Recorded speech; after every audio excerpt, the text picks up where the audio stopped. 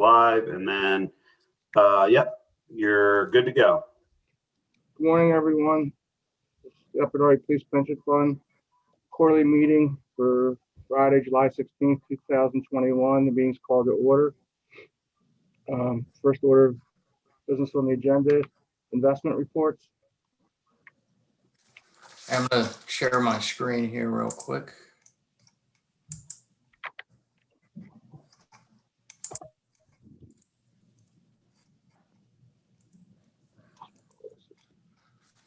Okay, so far, first half of 2021 continues to be very, very strong. Both the equity markets and the bond market, we've outperformed the benchmark using, index funds, as you know. So we're up 9.26% so far year to date, following up with up 15.45% last year. For a since inception return of roughly about 9.22%. So since inception, we've had almost full stock market performance using a much less conservative portfolio over the years, 70% equity, 30% fixed income allocation. And that's been really the main driving force and the main decision around why the plan has done so well since inception was the decision to lean more towards equities. When you compare this to other defined benefit public pension plans throughout the country, only about 5% of public defined benefit plans were willing to lean towards equities as much as the Upper Darby Police Pension Plan. So that was one of the biggest attributions to the return since inception, but also the return so far year to date, because equities have done much better than bonds so far in 2021. In fact, bonds are down roughly 1.65%. Stock market as a whole is up about 12.31. We outperformed both of these benchmarks significantly by over 1.3% on the stock and bond benchmarks. So the total portfolio using index funds was up over 1.3% over the blended benchmark. And that really came from a few things. I provided that in the summary that I sent out on Wednesday. We shortened the duration on the bond portfolio. So with interest rates rising, the bond portfolio wasn't hit as hard. We also added more mortgage-backed securities as a buffer in case there becomes an issue on interest rates. On the stock side, we took advantage of rebalancing, and we also leaned towards mid-cap and small-cap stocks, which has paid off significantly so far in 2021. So up 9.26. We're extremely happy with where things are. One of the only other things I want to quickly cover, we've gone through this slide in the past, and we now handle over 100 police pension plans throughout the Commonwealth. And in most of those meetings recently, I'm being asked by the committees, when is the market going to correct? And what I want to make sure that the committee understands, as we've taught, and Tommy and Jeff know this from the past, that the market really corrects almost every single year by 14.3% on average. But 3/4 of the time, the market will bounce back. And the biggest example of that was last year when towards the end of the first quarter, the stock market was down 34%. We always take advantage of whatever asset class drops. So last year when the market was down 34% and we met John and Shannon for the first time, so it took some conviction to stay with the process. We sold bonds and bought stocks at a 34%.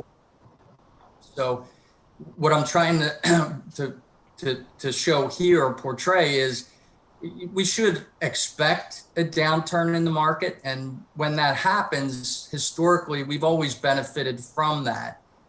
Whatever asset class goes down, we're going to buy it on sale. So what our clients always remember is they own everything. and they're investment guru shoppers. So other than that, the 457 plan, we also offer a 457 plan with the township where employees can put their own money away and defer it for retirement. That had almost the same performance historically for as long as the officers have been using the police pension plan. That's pretty rare. Normally, retail investors will make mistakes.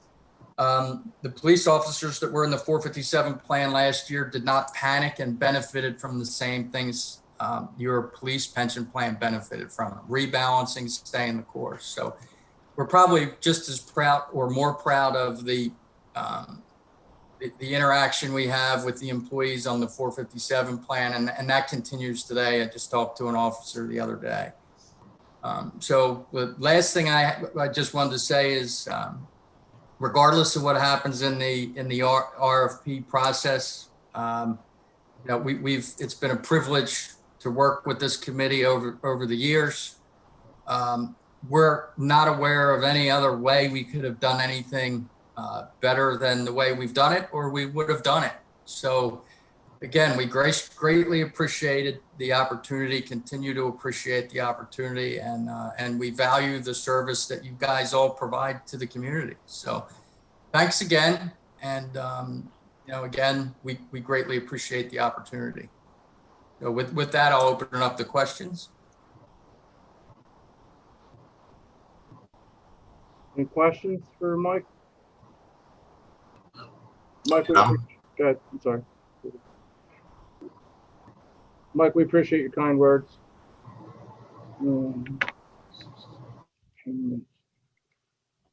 So, Dave, are you next?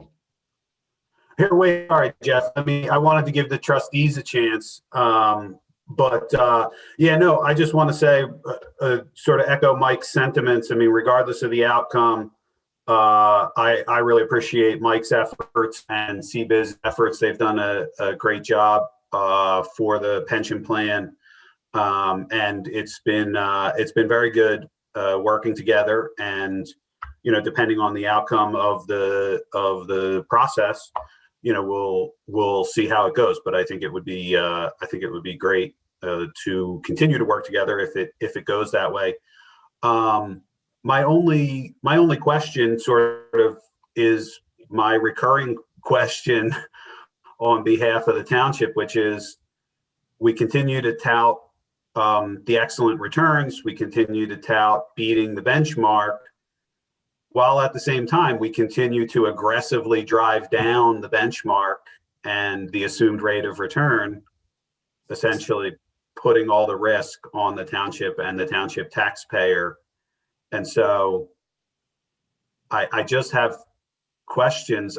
I continue to have questions about the approach, where we are so confident in our strategy and so happy with our returns, but we just aggressively drive down the assumed rate of return in a way that puts all the risk on our taxpayers.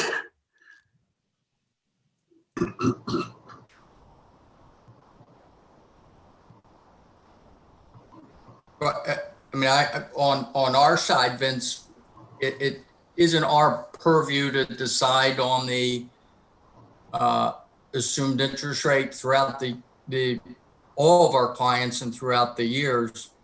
That's a relationship between what the actuary uses in the evaluation and the township. And either way, when you take a look at evaluation, it's based on assumptions. So you're either the payment over time is going to be the same, right? Liability is the same. So it's just a matter, do you pay as you go, depending on who knows. If we could predict the market year by year, we've been one of the best in the country of doing it over a long-term period, 10-year period. In fact, our 10-year period forecast was dead on when you back it up. What we showed Jeff and Tommy 10 years ago, we were dead on. So we're just using normal expectations on what we expect to get. That's our job with GASB 68 and 67 is to give capital market assumptions and tell you what we expect to get. And as a professional and fiduciary, that's our job. And then your auditors use that in financials, and so does Dave in his GASB report. So on our side, we're in line with everybody from BlackRock to JP Morgan and Vanguard and BlackRock are all lower than our capital market assumptions. So they're probably the three largest, most well-known in the country next to us with Ibbotson, with the partnership that we have with Ibbotson. And we've been better forecasters than all three of those over the last 20 years. So our capital market assumptions are higher than theirs, Vince. But in the end, you know, we just do our job to try to get the most return, taking the least amount of risk that we can. And the purview of the assumed interest rate really relies mainly on the township to decide whether or not they want to pay as they go. If the interest rate doesn't match the performance, whether positive or negative, either way, Okay. whether you use a higher assumed interest rate or a lower assumed interest rate, that's the township's decision with the help of the actuary. So No, look, I mean, I understand the answer, and I'm sure Dave will shed more light on it. I mean, he's told us that he relies on projections and information from the advisor when he's calculating and supporting his rate. And I've surveyed pension plans across the country, and we are on the low end and getting lower in terms of the assumed interest rate based on pension plans across the country. And I mean, that analysis is from, and that's okay. I mean, it's good to be conservative. It's good that we've had good return. But these are they're just important questions that need to be asked and need to be evaluated. And I want especially the new pension members, all the pension board members to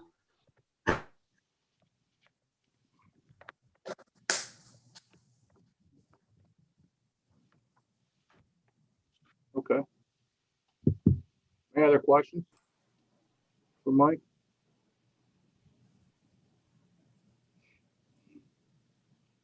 All right. Dave? Good morning, everyone. So Kevin and I will present the 2021 actuarial evaluation, and then we have an estimate of 2022 minimum municipal obligation. So Kevin, why don't you pull up the report? We'll go through. Kevin's going to kind of walk us through the report. All right, thanks, Dave. And Kevin, I think Vince is frozen. You might want to hold for a minute.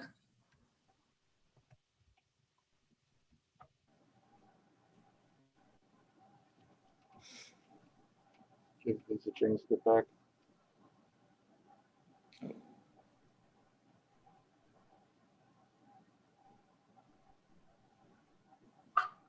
Sorry about that. Am I back? Yes, I can hear you. all right, so can everyone see my screen, the report on my screen? Yeah, but 1 second. I just want to make sure. Vince, were you done saying what you were saying? Yeah, sorry about that. I'm good. Okay. All right. Go ahead. So thanks for having us here, everyone. I am going to present the January 1st, 2021 actual evaluation. So this is the funding report we prepare every 2 years. This is an odd calendar year. So under Act 205, this is the year we prepare the funding report. And this report will ultimately be used to determine the MMOs for 2022 and 2023. That's of course, the minimum municipal obligation, the amount the township is required to contribute to the plan. So I'm going to go ahead and jump to the first exhibit, which shows the liabilities. So the normal cost you see at the top there is about $3.6 million. That is the present value of the benefit expected to be accrued in the next year for all the active participants. That's the present value of that benefit over the next year. So that goes into the MMO calculation. There's a relatively small amount of expenses that we have to calculate that goes into the minimum municipal obligation. On line 1E, you'll see we express the normal cost as a percent of payroll. This is an important number because that will be used to determine the estimated normal cost for purposes of that MMO calculation, which, as Dave mentioned, we have estimated or calculating an estimate for 2022, which Dave will go over momentarily. Then we show the present value of future benefits. So this is the liability today of all of the inactive participants, the active participants, plus the expected accruals for all the active participants. So this includes all benefits today and in the future. And then on line 3, the present value of future normal costs, that is the value of just the expected future accruals. So the difference between those two numbers is the accrued liability in line 4, and that is what we care about. So you've got a total accrued liability as of January 1st, 2021 of about 118.5 million. You can see you got 34 million coming from your actives, small amount from term vested. I think there's only a few vested members. We've got a lot of pensioners, a lot of disabled participants, a handful of beneficiaries. And that's making up a large portion of your accrued liability today. The market value of assets, or the adjusted market value of assets, as you can see, is about 102.7 million. We'll get into the assets in a minute about how a change we made there with how we value the assets. But the difference there between the accrued liability and the assets is about a little under $16 million. So that is the amount that the plan is underfunded today. Next thing I'm going to look at is Exhibit A3. So this is a display of all the amortization payments. So every time there's a gain or loss in the pension plan, that amount is amortized over time. It's like a mortgage where you pay it off over time. And so you can see here, you have all these prior gains and losses that are being paid off, and you've got a couple of new ones at the bottom. We show you had an actuarial loss of about $7.2 million. And the main driver of this was actually just demographics. You had a handful of disabled or of participants become disabled. They start a disability benefit, and that is just it's a very rich benefit. It's payable immediately. So we had a few more of those than we would have otherwise expected. So that was the main driver of this loss. And then we had a couple of changes in assumptions. One, like I mentioned briefly earlier, was the change in asset method, and the other was a change in mortality table. So the change in mortality table was, we had previously been using an older table that, it was a very general table. But recently the SOA, the Society of Actuaries, who they produce mortality table studies. The SOA did a study of just public pension plans. This mortality table is called Pub 2010. So it's based on just public pension plans, and it just came out. So we used it for the first time in this year's funding report. We have already switched to it on your financial report, the GASB report.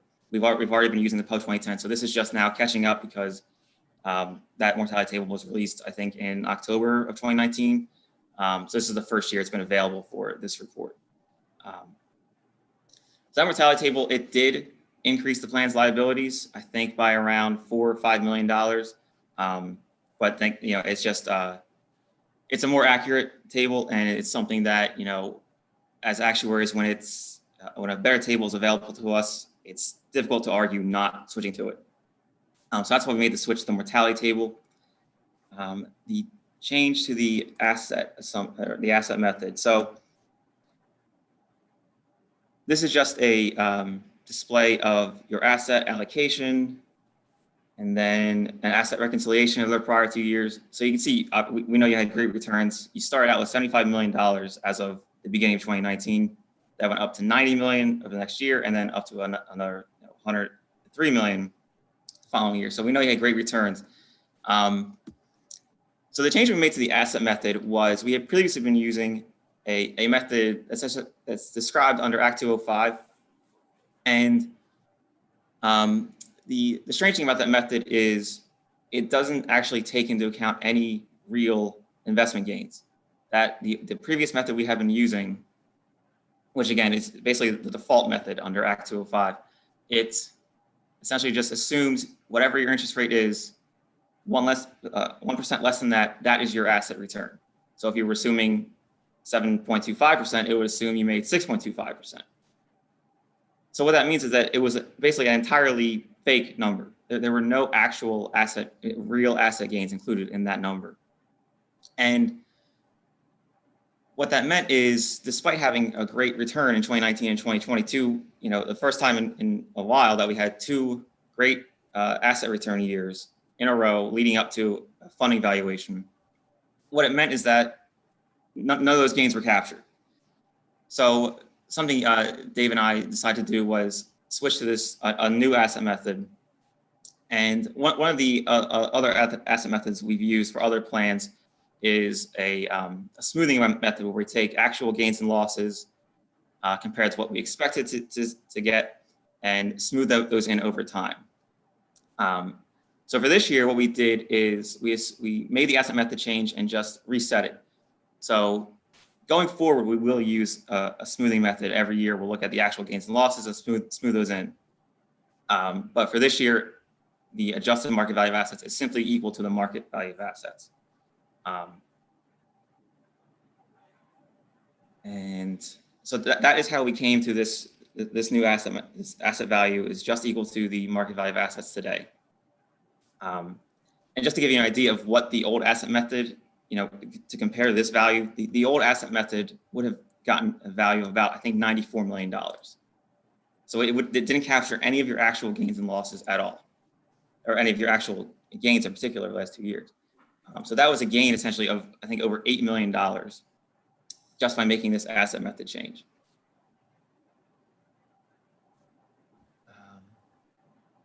And then we have the next few pages are just basically summaries of the plan data. So this is a reconciliation of the participant statuses of the, since the prior valuation. You did have a drop in participant counts of active participant counts, but I think that's just because a few people left at the end of 2020 and made some new hires at the beginning of 2021, so that they just haven't captured in the data yet. As I mentioned before, there's just a handful of terminated vested participants. These are people who have a benefit due but have not started their payment yet. And then, like I said, there were 5 new disabilities, or as I alluded to, there were 5 new disabilities that is what drove your actuarial gain loss that we saw earlier. And then they also had a decent amount of new retirements, and then a few fewer beneficiaries than the prior evaluation. But overall, you see the counts are about the same, 265 compared to 266. And this page is just a summary of the active participants, and so you can see the number of people at certain ages of certain service periods. So you can get an idea of how many people are at or approaching, retirement age. So that's something that a reason we usually include this.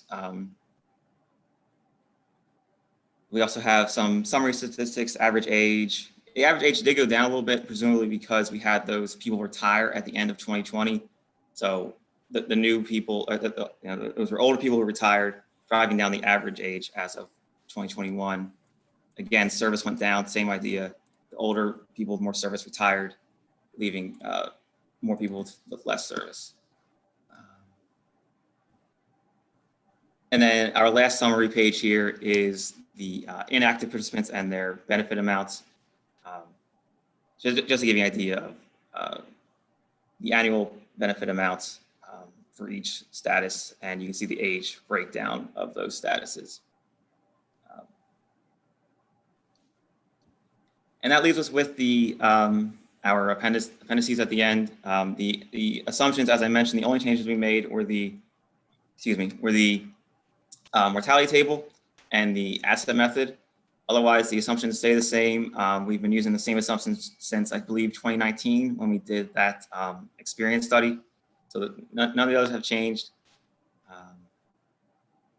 And then the last thing is a summary of the provisions under the plan, as well as a disclosure of the plans, the risk that the plan faces.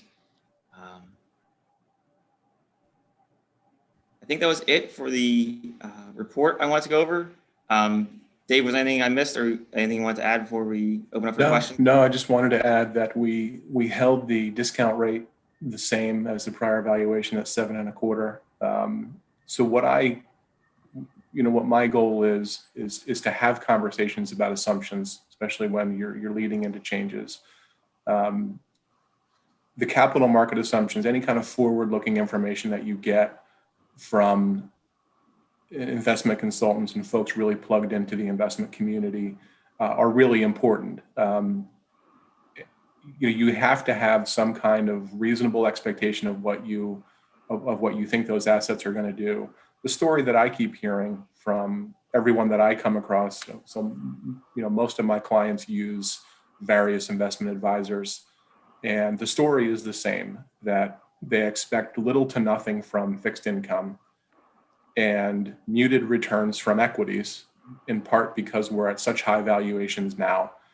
And going forward, it's not reasonable to assume that you're going to invest the plan's assets like this 100% in equities in order to achieve a rate of return that you can afford in your plan.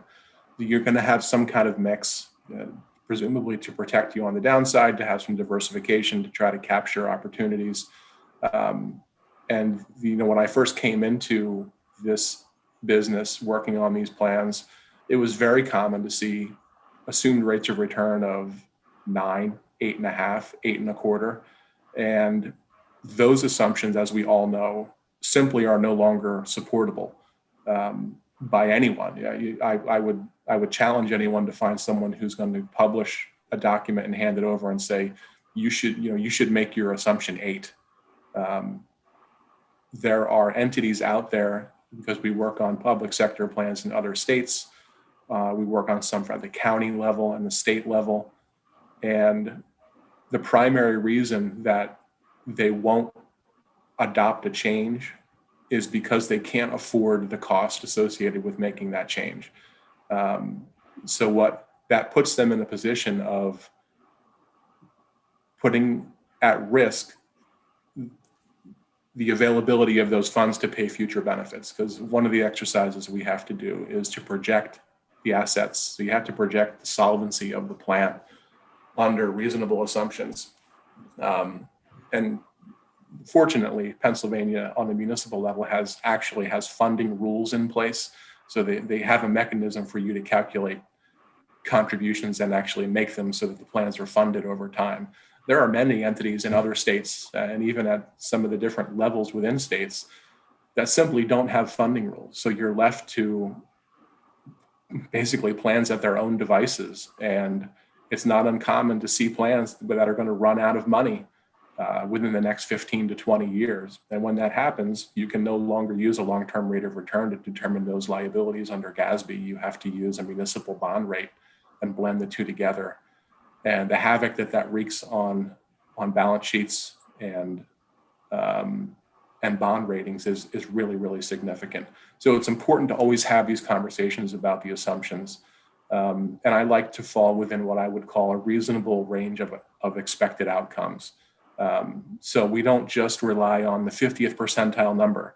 Here it is, we've run 10,000 simulations, the number is 6, and that's what we must use. I will look to the 55th or the 60th percentile, especially if you have a history of performance compared to benchmarks where you can justify what those folks would call alpha.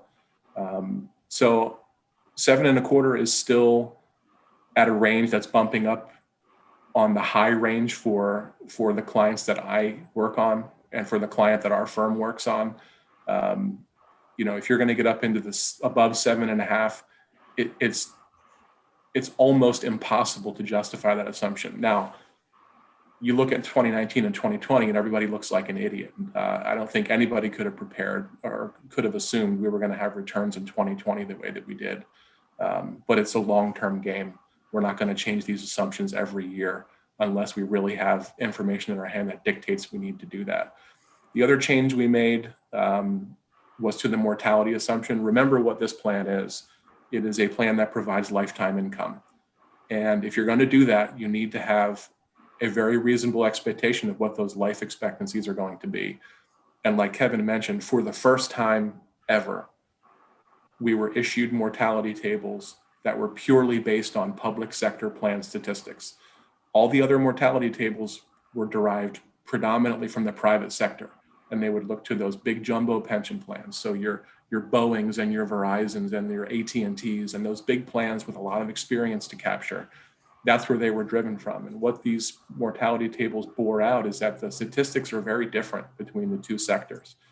And we have the ability to get very granular if we need to. For example, you'll see at the bottom of this page that Kevin has displayed is the Pub 2010 safety.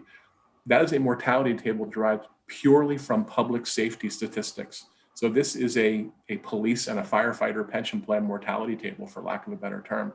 There is a specific table for teachers. There is a specific table for general employees. So when you have those tools available, like Kevin mentioned, it would almost be impossible to justify us using something other than these tables. So I'm comfortable with the assumptions where they are for now. We will always evaluate them. The two that I mentioned, the discount rate and the mortality, are the two that drive the liability. You have other ones at play, but these, of the primary assumptions, these are the top two on the list. So these are ones we need to keep our eye on because, as Vince mentioned, when you make changes, there are consequences. Fortunately, under Act 205, you don't absorb the impact of those consequences all at once. There's mechanisms in place to recognize them over time. Is there any questions on the report, my little diatribe? We also have a summary, an estimate of 2022's MMO, because we're heading into when that's going to be published, and you'll need to adopt those and put that into the township's budget.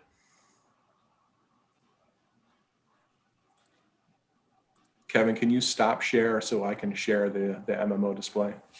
Real quick, Dave and Kevin, if you have Yeah. So line 14, the actuarial gain and loss, What page are you on? 7.2 million, page 3. Right here. Okay. Yep. So that comes into play with, correct me if I'm wrong, what Kevin said is disability payouts, pensions, correct? That's part of it. Projection. So what this number means is, when you do evaluation every other year, there's the one thing that changes right off the bat is the data that you use. So every other year you get new census data. You've got, the actual pay increases come in versus what you assume. The actual experience comes in versus what you assume. Probably half or more of that loss was happened to be attributable to disabilities. So what that means is you probably had more disabilities than we assumed. And again, it's very hard to determine who and at what age and when may trigger a disability. So you make a broad assumption across the population to try to arrive at, hopefully you're going to get close. It would be great if we came in, less than what we assumed. I know everybody would love that. We don't want to see these happen to people, but that's probably half or more of that loss. And then everything in there. So you get, some people had higher pay increases than you assumed, some had lower. Maybe some people did not terminate employment, where we have some level of assumption that some folks will terminate employment. Maybe not enough of your retirees passed away compared to what the mortality table would suggest that they do. So that is all these things baked together. If we need to get really granular in that number, we can. We typically don't. But this time it was large enough that we wanted to see if there was a driving force behind it, and we did that. So it's not And I guess that advocating would for be my change, it's just question. educational. Right. Which brings me to my next question. If we continue on the rapid rate that we're on, we could easily say that in 2 years could be 9 million, 8.5 million, maybe more. And in 2 years, it could be less than that. If you have a 2-year period where, maybe, one or two people become disabled. So as we get into 1/1/23, we could see that be a very different number. So I don't think that's identified. A 2-year period does not determine a pattern. And we all know that sometimes those incidents will happen right before someone might be eligible to retire normally anyway. And the difference in that retirement benefit or a disability benefit, if you're 55 and you're a year away from retirement and something happens to you and you become disabled under the plan, that's significant. And we wouldn't normally assume a lot of those people are going to become disabled, but when one of them does, it's going to kick out a loss, and it needs to be, obviously you're going to pay these losses down and under this valuation over 14 years, not all at once. So it's very important. Remember, we go back to 2019, we did an experience study, and we talked about every 3 to 5 years, probably 5 years, it's smart to do those. You want to make sure that your assumptions are rooted in experience to the extent possible. You can't do that on the mortality side because you need thousands of males and females at various ages to capture credible experience on the mortality side of the table. But the other ones we can model and try to tie our assumptions directly into plan experience, which is what we did when we did that in 2019. So, we'll recommend that we do that a few years from now. Again, it might make sense to tie it into the 2023 valuation. It'll be about 5 years, maybe a little short of that. Maybe we could wait to 2025 if we don't see anything that's really jumping off the page as something we need to address. But there's art and science involved. It's impossible to nail these assumptions exactly. You are trying to model your best estimate of future experience in the plan, and the whole goal of that is to give the principals at play, the township, the trustees, the best estimate of the cost of this plan as we can get. Absolutely. No, I think that's a great point, Dave. And I mean, as always, excellent report and service from you and Kevin. And I think you're right. It definitely is part art and part science.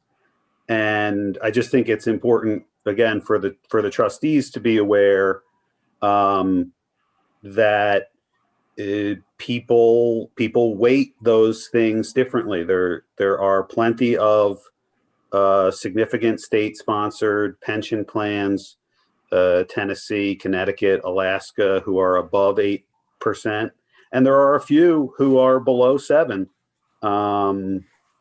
There are a few who are below 7%. So different people do it differently and have different approaches when it comes to how to handle it. And I think Mike alluded to that.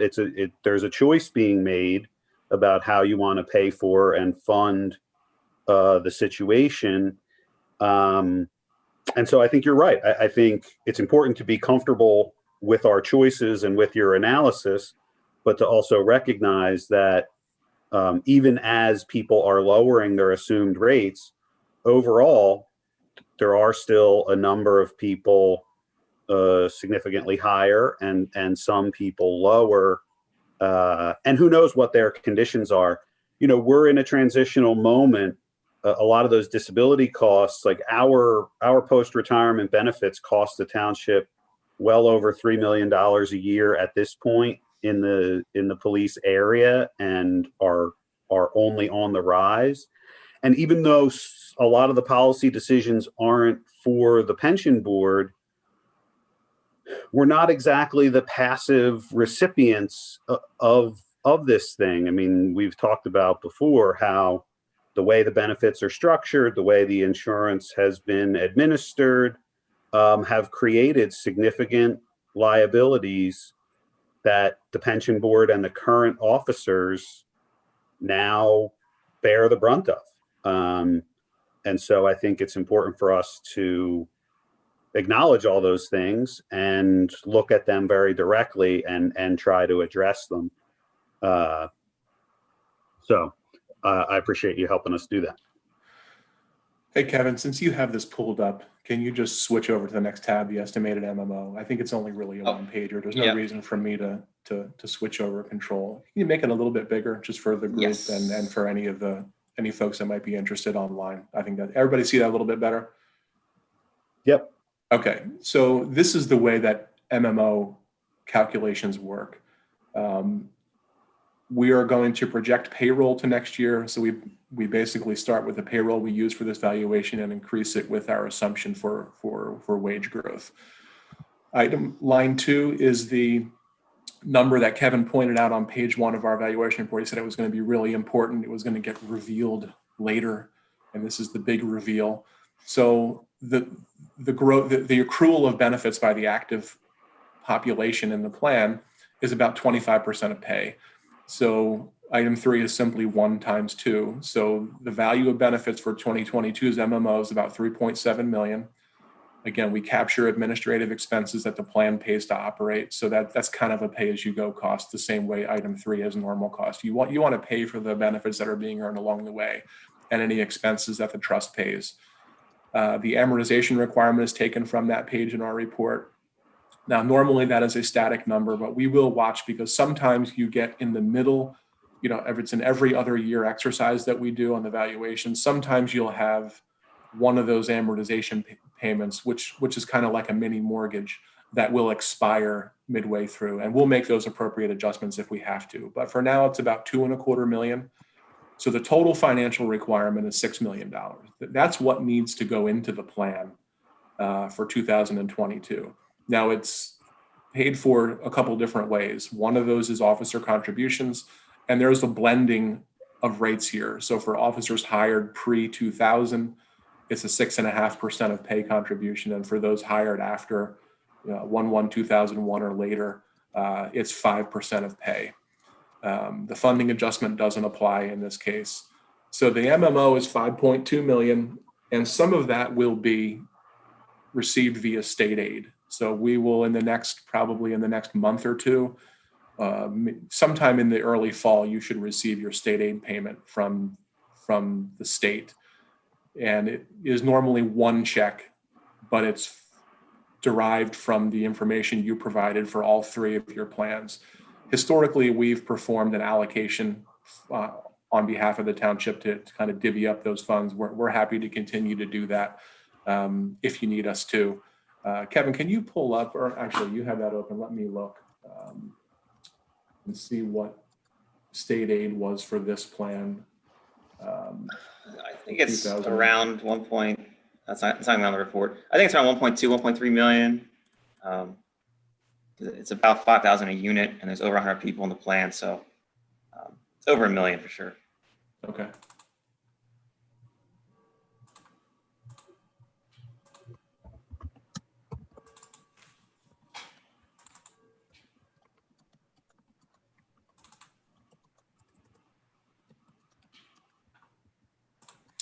Yeah, so that unit value is relatively static. There was 1 year in the little bit distant past that there was a big spike in it, but it was explainable. So this is what MMO for 2022 looks like. Somewhere south of 5.2 million is what the township will need to contribute to the plan during 2022. And it will really depend because you won't know what your state aid is until you get it. It's kind of an unknown. But when we send over budget information in the fall, we will estimate it based on the 2021 state aid unit rate. Any questions on MMO? No, I think we're good. Oh, sorry. Go ahead, Shannon.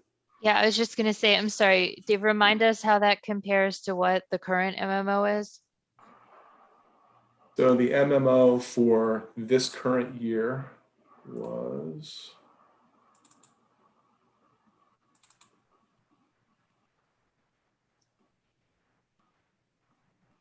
4.5 million. And our estimate of, I'm sorry, I'm looking away from the camera. I have it open on another screen. Is state aid was about 1.25 million. That was our estimate for this year. We don't know how that'll come in yet. So the net number was 3.2 to the township. If that state aid unit value holds as the same, you'll be looking at an MMO of about 4 million for 2022. So an increase of about 750, 800,000. Right. And in terms of just understanding what the trustees need to do, so the trustees need to sign off on the assumed rate of return. Is that correct? I don't believe that they do. I don't know if you work it that way, Vince, on other plans where they kind of approve assumptions that are being used. They don't approve the MMO. The MMO Right. gets approved, gets really adopted and signed by Vince's office. It just is what it is. There's nothing that you can do to change the way the mathematics work on MMO. I do have some clients that just simply reflect in the minutes that they accept and approve the valuation report. But the only assumption change we really made was to mortality.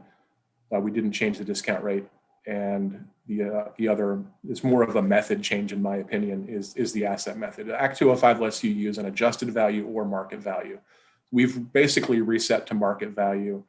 The primary reason is the adjusted value calculation starts with your adjusted value from the prior valuation. So it starts with your hypothetical number and rolls it forward, and that becomes your new hypothetical number. And the way that it worked out is it basically ignored the asset performance over the past 2 years. So we've reset that to market value at 1/1/21, which is allowed. And the method that I've decided to move this to is to recognize gains and losses over a 5-year period, it's an old ERISA method. So this has gone through some approvals in the past that you might not care about, but it holds water, which is what was really important to me.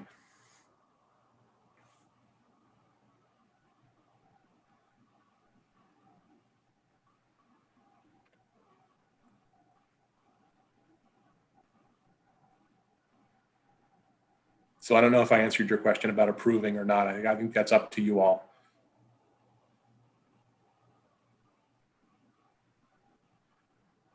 Any other question about that?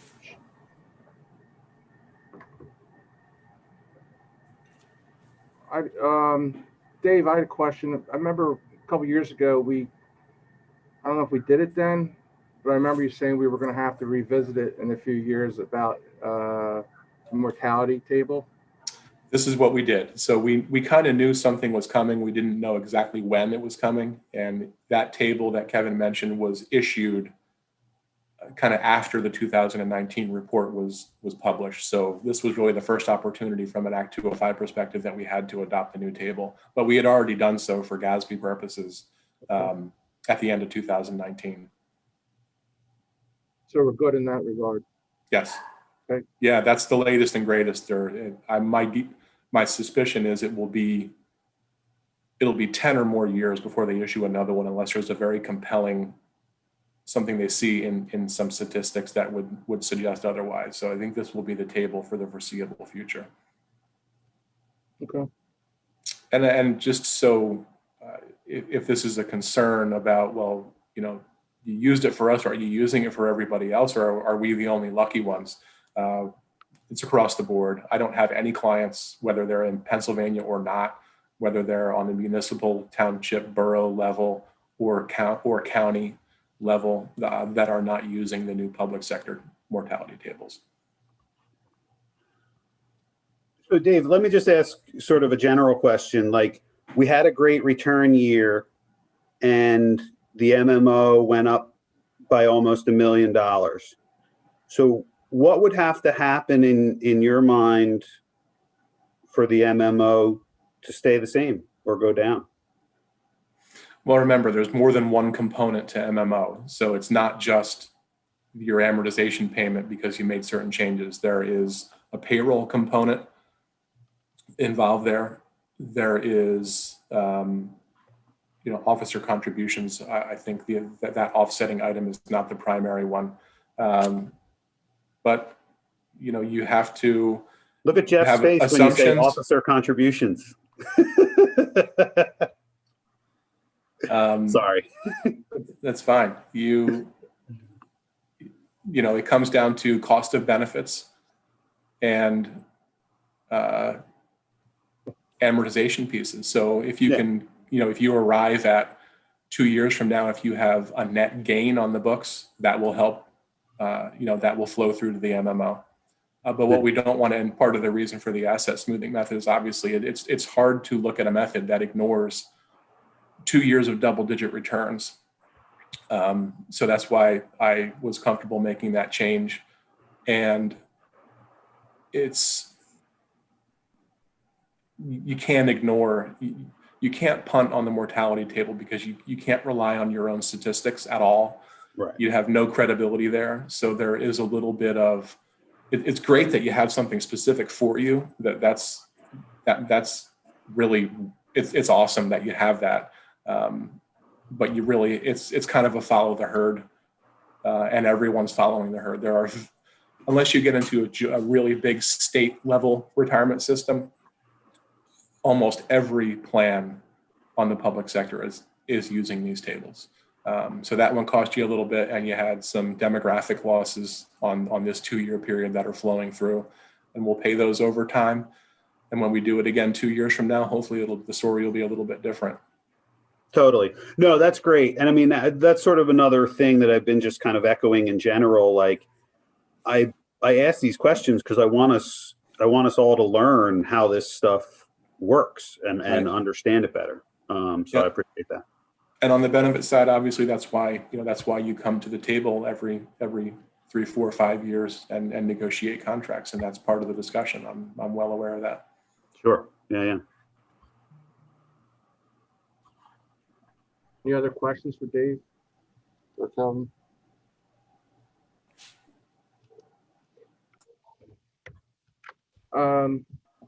With no questions, I'm going to move on to authorizations, payments. Payment to law firm Cozen and O'Connor for professional services. Legal representation for the plan, April 1st, 2021 through June 31st, 21 in the amount of $8,400. If it's okay with the other trustees, I'd like to hold off on authorizing the payment for the actuarial services because a question arose and we'll contact you. We just had a question before we pay. Dave, we'll reach out to you on the side about that, and then we'll pay whatever it is. Okay. Payment to Kara M. Gavin for secretarial services for the third quarter of 2021 at $350 per quarter.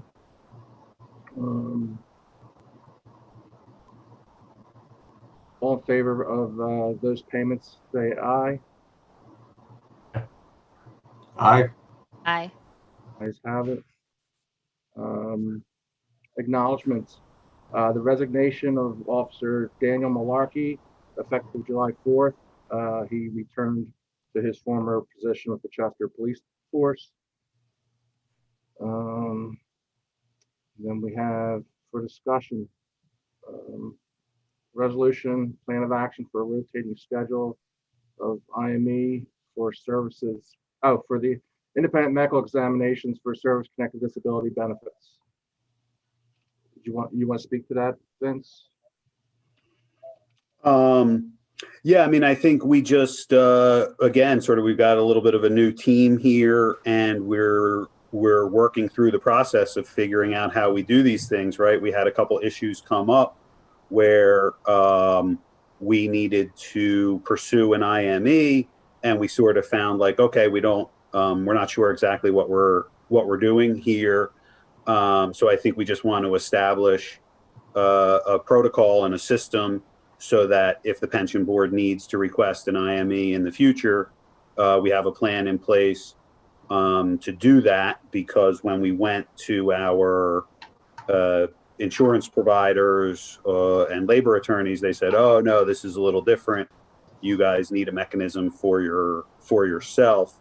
Is that fair to say, Rob? Yeah, I think that's right. Okay. So yeah, I mean, fortunately, the situation that brought this up ended up being resolved in a different way. But I think we just need to sort of select a panel and be ready to rotate when the need arises. So maybe the action step is just to compile a panel and review it at the next meeting. Does that sound reasonable? You mean a medical doctor panel? Yeah. That makes sense.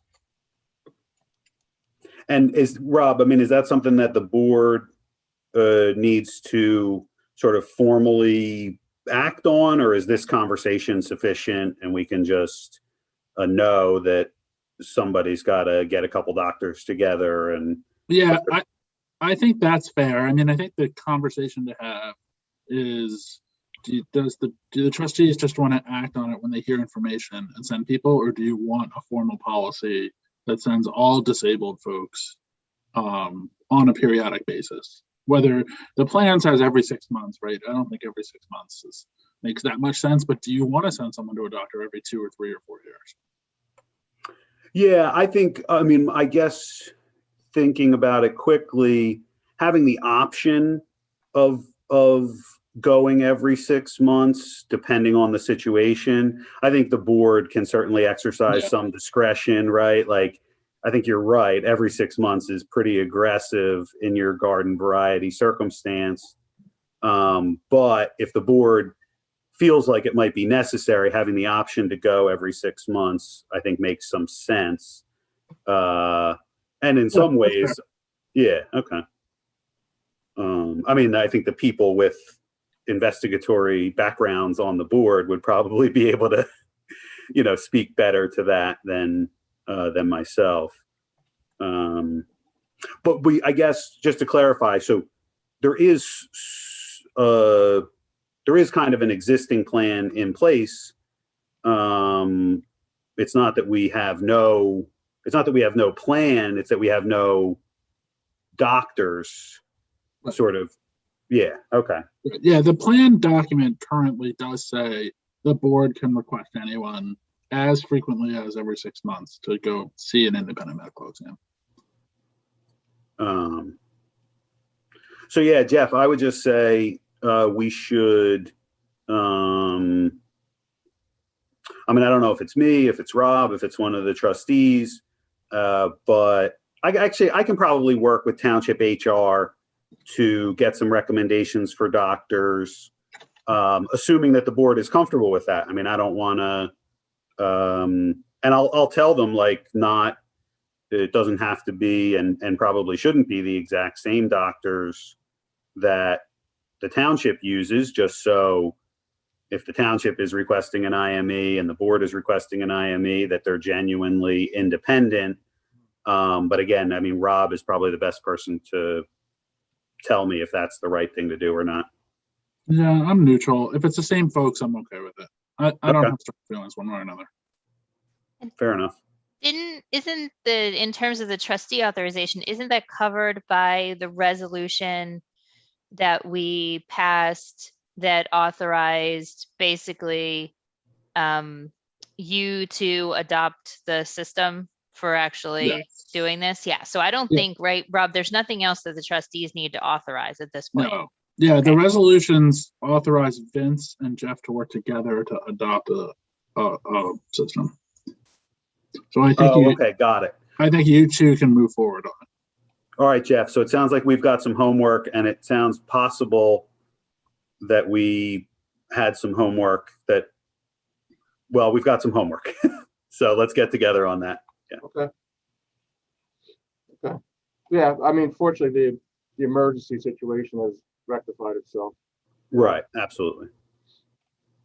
And No, and I think that was a good, a really good resolution. And I think it was great. I mean, the board was proactive and responsible and did a very good thing in how that situation was resolved. So yeah, that was great. Okay. So under old business, is the township prepared to act on Jonathan Rosinski's request? Yeah, absolutely. The township is prepared and recommending the non-service connected disability in the Rosinski matter. Absolutely. Yep. Okay. So trustees, in the matter of Jonathan Rosinski's request for non-service connected disability, can I get a second for that? Second. All those in favor say aye. Aye. Ayes have, noes? Ayes have it. Jonathan Rosinski is retired non-service connected. Anything else? Anybody have anything else in their old business? Do we need to approve the minutes? I didn't see it on the agenda, but Kara circulated them. Kara, do we need to approve that? You know what? You're absolutely right. That's my oversight. Motion to a second to approve the minutes from the last meeting. Second. All those in favor say aye. Aye. Aye. Minutes are approved. Thank you, Shannon. Anything else under old business? Okay, so new business is to schedule a special meeting to review all the RFPs. Any comments? Rob, thanks for putting that together for us. That's going to help us. Yeah.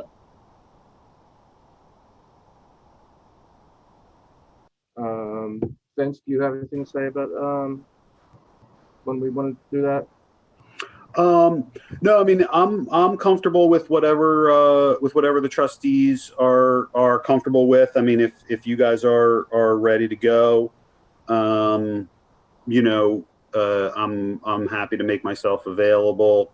I do just want to say generally, I think, again, really happy with the board being proactive and aggressive. I think the RFP process really makes a lot of sense. I was personally very surprised. I mean, I think we got 7 or maybe 8 responses, which was definitely more than I thought. And we got a lot of great proposals. And I think we're going to get great value and service as a result of the RFP process, however it ends up. So I think that's a big win for the officers and for the township. So I think the board is, definitely to be commended on that. Thank you, Vince. Do we want to have a Zoom meeting about that? Yeah, I mean, I think we can have a Zoom meeting. I think, I don't know if it was Rob or somebody suggested that we get together right after this. I'm comfortable if the trustees are comfortable with that, or if we want to schedule further out in the future. That's really up to you all. I sort of crammed to review the proposals, but I don't necessarily expect that you all were able to do that. So whatever you're comfortable with. Yeah, I'd appreciate a little more time to review them before we meet to talk about it, but I'd be happy if we could get it done. I think if we can get it done relatively soon, that would be great. Okay. Yeah, if I remember correctly, our goal was like by the end of the month. So that gives us another couple of weeks. If we can schedule something in the next week or two, I think that would be good. Okay. Do we want to handle that by email, or do we want to pick a time now? I don't know. Everybody's prepared with their schedule or not.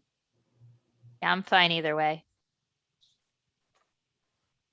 Vincent?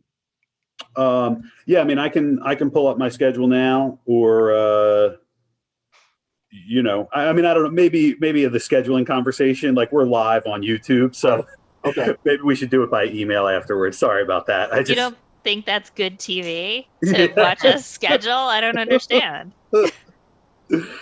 oh boy, We'll email, come up with a date and time. fair enough.